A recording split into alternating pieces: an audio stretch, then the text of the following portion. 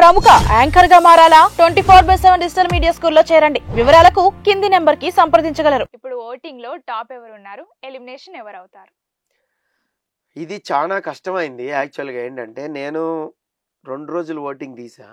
మీరు ఎక్కడెక్కడ చూస్తున్నారో నాకు తెలీదు, ఏ వెబ్సైట్లు చూస్తున్నారో తెలీదు. సో 2 రోజులు ఓటింగ్ చూసిన తర్వాత నిఖిల్ టాప్ ప్లేస్ లో ఉన్నాడు. నిఖిల్ కి ఆల్మోస్ట్ 32-34 వరకు వెళ్ళిపోయింది పర్సంటేజ్ అనేది. సో అంతవరకు కూడా అంటే నేను పర్సంటేజ్లు కూడా తీసుకున్నాను. అయితే ఎలా డిఫరెంట్ ప్లాట్ఫామ్స్ మీద వస్తుంది అంటే కొన్ని చోట్ల నబీల్ వెళ్తుంటాం, కొన్ని చోట్ల యష్మి టాప్ లో ఉంది. తెలుసు, మీకు ఆశ్చర్యపోతారు. యష్మి టాప్ లో ఉంది. నేను ఆ వెబ్సైట్ కూడా చూపిస్తాను మీకు కావాలంటే. స్క్రీన్ షాట్ కూడా I will show you. Screen shot మీకు చూపిస్తాను. ఈ వెబ్సైట్ ఏదో వెబ్సైట్ కానీ యష్మి టాప్ లో ఉంది. కనపడిందా? యష్మి టాప్ లో ఉంది, చూసారుగా. సో ఇలాగా చాలా వెబ్సైట్స్ లో చాలా రకరకాలుగా ఉంటుంది. ఇది అది మళ్ళా వేరే వారం అనుకుంటారేమో, క్లియర్ గా చూపిస్తాను. 12th వీక్ మళ్ళీ మీరు వేరే వారం తెచ్చి చూపెట్టారు మూర్తి గారు అనుకుంటారు. వీక్ 12 కరెక్ట్ చదవండి. వీక్ 12 5గురేగా నామినేషన్లు ఉన్నారు. So clear, it's clear. Yashmi top లో ఉంది. సో నెక్స్ట్ ఎవరున్నారు? నబీల్. సో ఇలాగా చాలా వెబ్సైట్స్ లో చాలా రకరకాలుగా ఉంటాయి. అవన్నీ మీరు నమ్మి మోసపోకాదు. అన్అఫిషియల్ ఓటింగ్ ఎలా ఉంటుందంటే చాలా మంది ఆర్టికల్స్ చదివే వెబ్సైట్స్ ఉంటాయి, వాళ్ళు పోలింగ్ పెడతారు. చాలా మంది ఏంటంటే ఎక్కువ వ్యూవర్షిప్ ఉన్న వెబ్సైట్స్ ఉంటాయి, వాళ్ళు పోలింగ్ పెడతారు. కొన్ని యాప్స్ ఉంటాయి, సో వాళ్ళు పోలింగ్ పెడతారు. కొన్ని యూట్యూబ్ ఛానల్స్ ఉంటాయి, వాళ్ళు పోలింగ్ పెడతారు. సో అక్కడ 1 lakh 2 lakhs 8 lakhs ఓట్స్ కూడా ఉంటాయి ఒక్కొక్కసారి, అంటే బాగా ఓటింగ్ జరిగినప్పుడు. సో నేను ఆల్మోస్ట్ ఈసారి 14-15 lakhs ఓటింగ్ వరకు కలెక్ట్ చేసినప్పుడు కొన్ని కామన్ ఎడ్జిలు తీసేసి కొన్ని వెబ్సైట్స్ లో రోహిణిని కూడా పెట్టారు నామినేషన్ లో 12th వీక్ లో.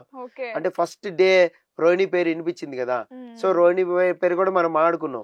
డేంజర్ జోన్ లో ఉంటది రోహిణి వస్తే అని కూడా అనుకున్నాం. సో రోహిణి గారు పేరు కూడా పెట్టేశారు. మేబీ అవినాష్ సేవ్ చేసాడేమో అని కూడా అనుకున్నాం, మెగా చీఫ్ కాబట్టి. కానీ కాదు, సో రోహిణిని అసలు నామినేట్ చేయలే ఎవరు వచ్చిన వాళ్ళు కూడా.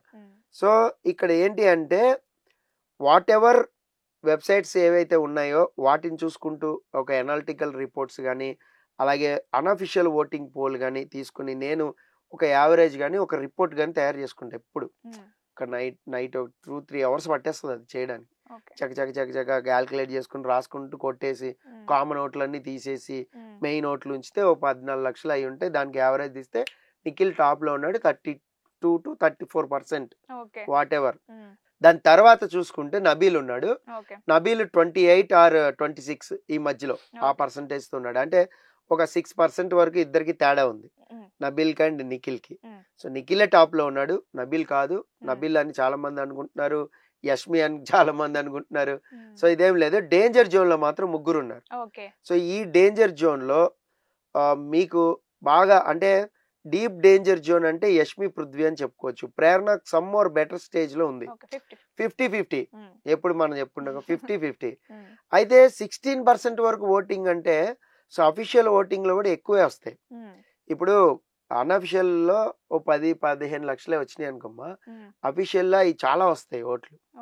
అది మనం కౌంట్ చేయలేము, మాకు తెలియదు కూడా ఎన్ని వచ్చినాయి కూడా చెప్పారు.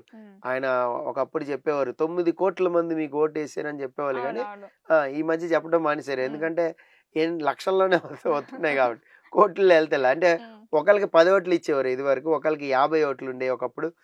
ఇప్పుడు ఒకరికి ఒకటే ఓటు ఉంది. ఆ ఒకటితో ఎంతమంది నేను సేవ్ చేస్తాం? సో వాళ్ళకి లాట్ ఆఫ్ కన్ఫ్యూజన్ ఉంటుంది, ఇక్కడ కన్ఫ్యూజన్ ఉంటుంది. అయితే ఓన్లీ 1% సేవ్ చేయండి అన్నప్పుడు మనకి 2-3 ఫేవరెట్లు ఉండొచ్చు. ఒక 5 ఓట్లు ఉన్నాయనుకో, వాళ్ళకో 2, వీళ్ళకో 2, వీళ్ళకో 1 పడేస్తాం. కానీ కాదు, ఒకటే ఓటు ఉంది. సో ఒకటే గ్రాఫ్ పెరుగుతూ ఉంటది ఎప్పుడు. సో మాస్ ఓటింగ్ అంటారు దాన్ని. మాస్ ఓటింగ్ ఎప్పుడు ఎలా ఉంటది, ఒక్కరికే గుర్తూ ఉంటారు. 170 మంది ఒక్కరికే వేసారు, 30 మందే వేరే వాళ్ళకి వేస్తారు. ఆ 30లోనే జంబ్లింగ్ షఫ్లింగ్స్ అనేది ఉంటాయి. సో ఆ రకంగా తీసుకున్న మనకి ప్రేరణ 16% ఓటింగ్ ఉంది అంటే అఫీషియల్ ఓటింగ్ ఇంకా ఎక్కువే ఉండొచ్చు అనుకుంటా.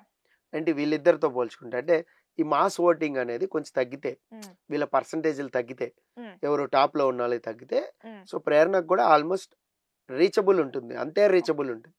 సో ప్రేరణ కూడా సేఫ్ జోన్ లోనే ఉండే ఛాన్సెస్ అయితే హెవీగా ఉన్నాయి.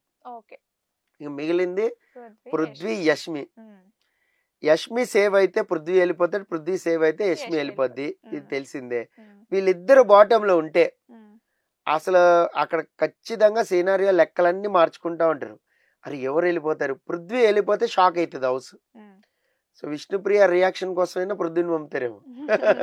అంటే పృథ్వీనే లీస్ట్ లో ఉన్నాడు, పృథ్వీకి ఆల్మోస్ట్ 10-11 ఆ రేంజ్ లోనే ఉంది, యష్మికి 12-13-14 వరకు ఆ రేంజ్ వరకు కూడా వెళ్తోంది. సో 12-13 వరకు వెళ్తే ఒకవేళ యష్మి కానీ, సో పృథ్వీ అయితే బాటమ్ లో ఉంటే పృథ్వీని వెళ్ళిపోయే ఛాన్స్ అయితే ఉంది.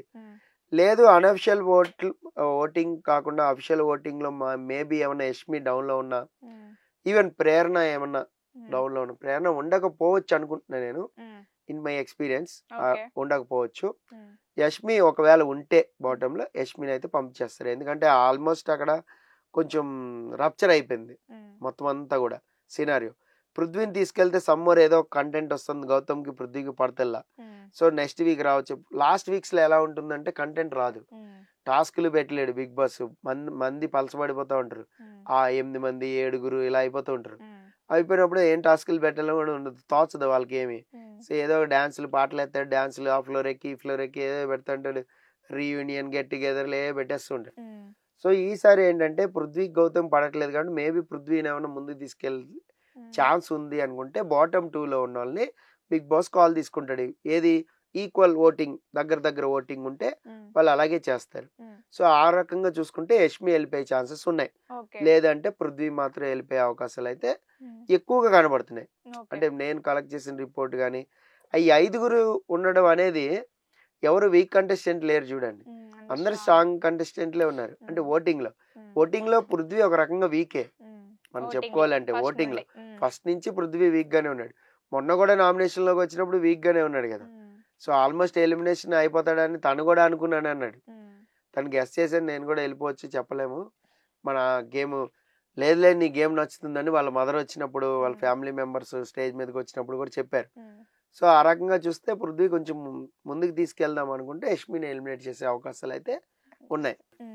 సో ఈసారి ఏంటంటే పృథ్వీ గౌతమ్ పడట్లేదు కాబట్టి మేబీ పృథ్వీని ఏమైనా ముందుకు తీసుకెళ్ళి ఛాన్స్ ఉంది అనుకుంటే బాటమ్ 2 లో ఉన్న వాళ్ళని బిగ్ బాస్ కాల్ తీసుకుంటాడు. ఏది ఈక్వల్ ఓటింగ్ దగ్గర ఓటింగ్ ఉంటే వాళ్ళు అలాగే చేస్తారు. సో ఆ రకంగా చూసుకుంటే యష్మి వెళ్ళిపోయే ఛాన్సెస్ ఉన్నాయి, లేదంటే పృథ్వీ మాత్రం వెళ్ళిపోయే అవకాశాలు అయితే ఎక్కువగా కనబడుతున్నాయి.